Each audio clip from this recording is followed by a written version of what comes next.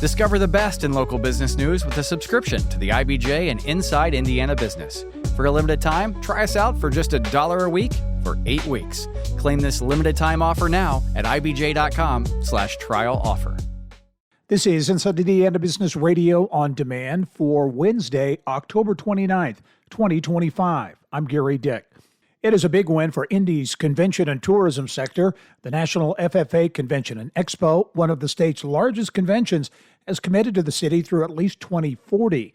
The announcement comes as the 98th National FFA Convention kicks off, an event expected to bring more than 71,000 members, advisors, and supporters to Indianapolis from across the country. CEO Scott Stump. I hope that they meet people from communities that are much different than their own, so that they can start to gain that wider appreciation for the fact that not everybody grows up the same way, but we all have that same interest in agriculture and the same pathway to grow ourselves through FFA, and can grow themselves as a part of that process. More management moves at the Indiana Economic Development Corporation. Governor Mike Braun announcing the appointment of Josh Richardson as president of the IEDC. Richardson has been serving as commissioner of the Indiana Department of Workforce Development. He is also a former chief of staff for Indiana Secretary of Commerce David Adams.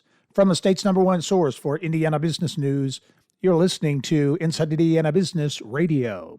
Northeast Indiana is on the move, and the next big conversation is happening in Fort Wayne. Join business and community leaders at Innovate Northeast Indiana, a powerful afternoon of ideas, innovation, and insight. We're talking talent, technology, and transformation.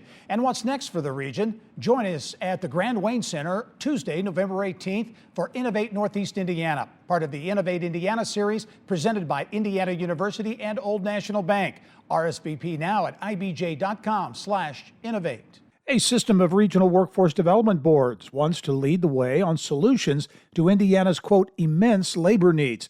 But a new report shows fragmentation, funding, and other challenges limit its effectiveness. The Indiana Workforce Alliance commissioned the report, which says workforce boards offer the connective tissue linking regional economic growth strategies to the people who will power them. But they're, quote, limited by fragmentation in the talent ecosystem, funding cuts, inconsistent quality, and regulatory constructs that crowd out strategy, end quote.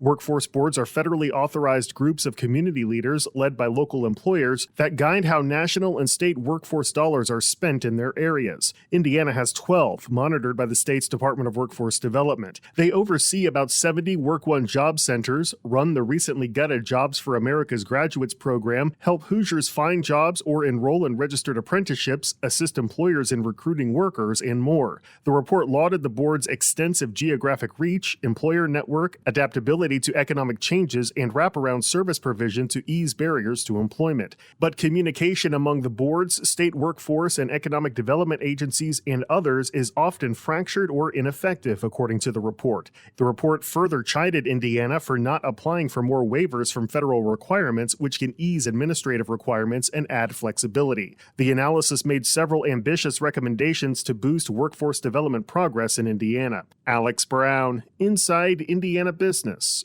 Radio. The Indiana Department of Education has unveiled the inaugural recipients of the Indiana Blue Ribbon Schools designation. A total of 11 public and private schools were selected for their, quote, exceptional academic achievement and commitment to student success. You can see the full list at InsideIndianaBusiness.com. Traylor Industrial Group, a construction and fabrication holding company headquartered in Evansville, is making a change in the executive suite.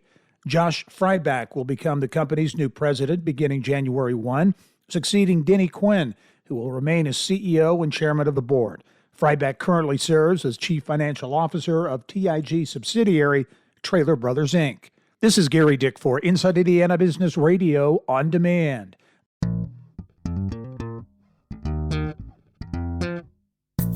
Do you want the real scoop on what's happening in Indiana business? Check out the IBJ podcast. I'm Mason King, and each week I sit down with people who make news in Indiana to get insights and perspectives you won't hear anywhere else. It's business, but you won't need an MBA. The guests run the gamut from CEOs, developers, and sports executives to artists and chefs and financial planners. If there's a theme, it's that everything has a cost. And success often depends on how you define profit and loss. So if you want to deepen your understanding of the people and projects shaping Indiana, give the IBJ podcast a try. You can find it at ibjpodcast.com or wherever you get your podcasts. On the go? So are we. Get the IBJ Media app, your all-in-one news source for Indiana business news. Get breaking news alerts, read every story from IBJ, Inside Indiana Business, and the Indiana Lawyer, and listen to your favorite podcasts all in one place. Big news, small screen. Search IBJ Media and download the app today.